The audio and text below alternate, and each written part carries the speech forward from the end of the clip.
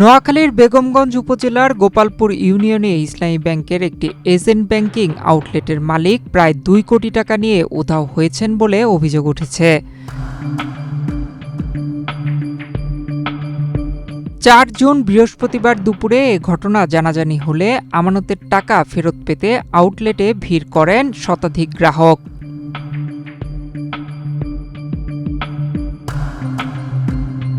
স্থানীয় সূত্রে জানা গেছে, দীর্ঘদিন ধরে এলাকার বাসিন্দারা ওই এজেন্ট ব্যাংকিং শাখায় টাকা জমা রাখতেন। হঠাৎ মালিকের খোঁজ না পাওয়া গেলে গ্রাহকদের মধ্যে উদ্বেগ ও ক্ষোভ ছড়িয়ে পড়ে। অনেকেই তাদের কষ্টার্জিত সঞ্চয় হারানোর আশঙ্কা করছেন। এক্সট্রিম মশার কয়েল প্ল্যান্ট ফাইবার দিয়ে তৈরি, তাই সহজে ভাঙে না, সুগন্ধিযুক্ত ও নিরবিচ্ছিন্নভাবে জ্বলে। ডেঙ্গু, চিকুনগুনিয়া বাহি সহ যে কোনো মশার বিরুদ্ধে দেয় এক্সট্রিম সুরক্ষা। ইউনিয়নের আমাদের লোকজন যখন পোস্ট করছে যে এই ব্যাংক থেকে ৪-৫ কোটি টাকা নিয়ে উধাও ইশফাক, তখনই এই লোকজন এখন আজকে এই ২ দিন আমরা অনেক কষ্ট করতেছি।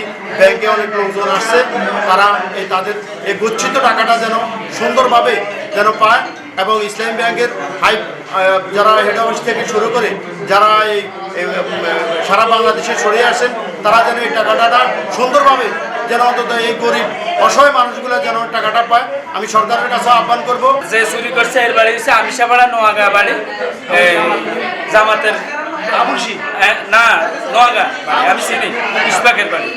তো হেও একই হেরে এখন আমাদের এই এলাকার নিরীহ গরিব মানুষ যারা আছে, স্বামীরা হয়তো বিদেশ থেকে এদেরকে দিয়ে এই টাকাগুলো এখানে জমা রাখে, ব্যাস এরা এগোরে মারে দিছে। বিশ্বাস হচ্ছে বড় জিনিস, বিশ্বাস করাই এই কাজ করে দিছে। এখানে লেখা আছে যে ওই ছাপানো কাগজ চলবে না, ব্যাংকের যে সিস্টেম ওই সিস্টেম অনুযায়ী। এখন এরা তো ফেস ভ্যালুওয়ালা লোক, রাখবো না। তারপরে আমি আসছি এগুলো জিজ্ঞাসা করছি, ভাইয়া আমার মোবাইলে তো মেসেজ যায় নাই। মেসেজ যায় না, সমস্যা নাই, মেসেজ চলে যাবে। তো আমি তো আমার টাকাগুলো আমি জমা দিছি, এটা তো রিসিপ্ট দেন নাই আমার, এটা তো রিসিপ্ট দেন নাই। হ্যাঁ টাকা জমা হয়ে যাবে। আমি 3 দিন আসছি হ্যাঁ জমা। এফডিআর করছি 15 লাখ টাকা। আমি বলতেছি আমার 10 লাখ টাকা দিবেন, পারবেন নিতে পারবেন? তাকে দেখেন স্যার আমার এফডিআর পূর্ণ কি হয়েছে।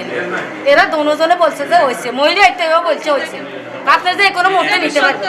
এখন আজকে আইসি এরা বলতেছে আমার অ্যাকাউন্টে টাকাই জমা হয়নি।